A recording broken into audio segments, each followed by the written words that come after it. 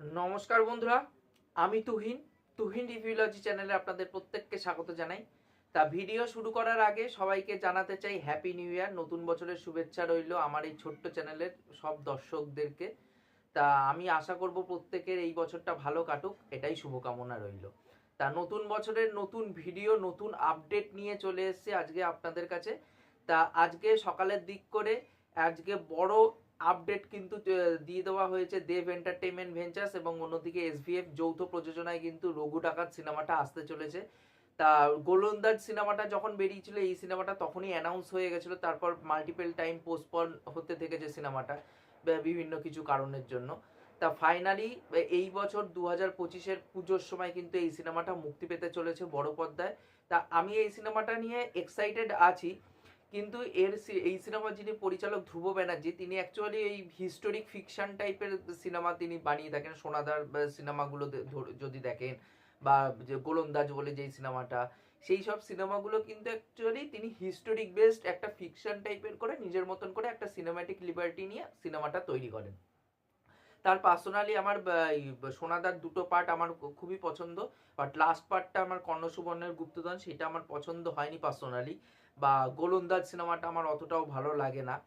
তা আশা রাখবো এই সিনেমাটা ভালো হবে, কারণ একটা মেকার্সের দুটো বা একটা সিনেমা খারাপ হতেই হবে, মানে হতেই পারে, বাট সব সিনেমা যে খারাপ হবে সেটা কোনো বাধ্যবাধকতা নেই। আমি আশা রাখবো এই সিনেমাটা কিন্তু ভালো হতে চলেছে, কারণ এখানটা কিন্তু দেবরে কিন্তু খুব সুন্দর করে প্রেজেন্ট করা হয়েছে। যখন প্রথম পোস্টারটা দিয়ে অ্যানাউন্স করা হয়েছিল তখন দেবের ব্যাক শটটা দেখতে পাচ্ছি যে একটা মশাল হাতে নিয়ে সে জাম্প করছে কোথাও, আর এখন আমরা পুরো এক্সট্রিম একটা ক্লোজ শট তার মুখের দেখতে পাচ্ছি, যা তার শুধু মুখটা দেখা যাচ্ছে এবং পুরো মুখটা কম্বল দিয়ে ঢাকা।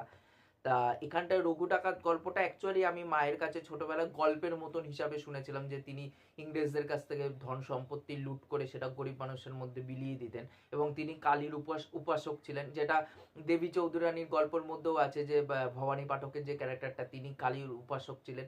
তাই এই যে এই কালীর উপাসক, এই যে বাংলার একটা গল্প, সেটা কিন্তু সত্যি কথা বলতে গেলে একটা সিনেমাটাকে একটা এজ দিচ্ছে সত্যি কথা বলতে গেলে।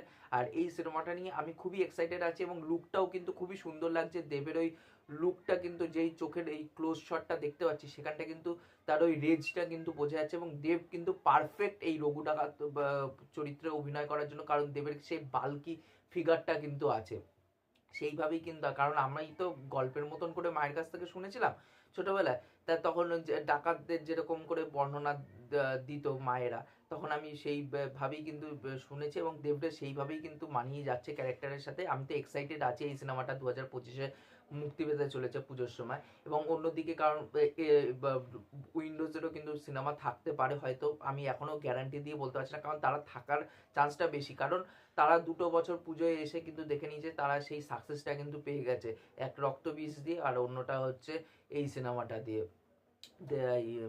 বহুরূপী দিয়ে। তারাও তাদের মতন করে একটা সিনেমা কিন্তু আনার চেষ্টা করবে এই বছর পুজোর সময়। এবার দেখার পুজোর বাজারটা কতটা গরম হয়, কারণ বানসারা বলে আরেকটা সিনেমা আছে যেটা পুজোর সময় মুক্তি পাওয়ার কথা, লর্ড বনি ওই সিনেমার মধ্যে থাকবে, বাট ওই সিনেমাটা নিয়ে কতটা হাইপ হবে সেটা জানা নেই। বাট এই উইন্ডোজের সিনেমা এবং দেব এবং এসবিএফ এর যে যৌথ প্রযোজনায় সিনেমাটা আছে সেটা নিয়ে কিন্তু মার্কেট মারাত্মক গরম থাকবে। একটা কিন্তু ওয়ার শুরু হয়ে যাবে ফ্যানেদের মাঝখানে। এটা কিন্তু আমরা এই ক্রিসমাসেও দেখেছিলাম যে সন্তান ভার্সেস খাদান যেই ওয়ারটা হয়েছিল সেটা কিন্তু এখানেও অব্যাহত থাকবে।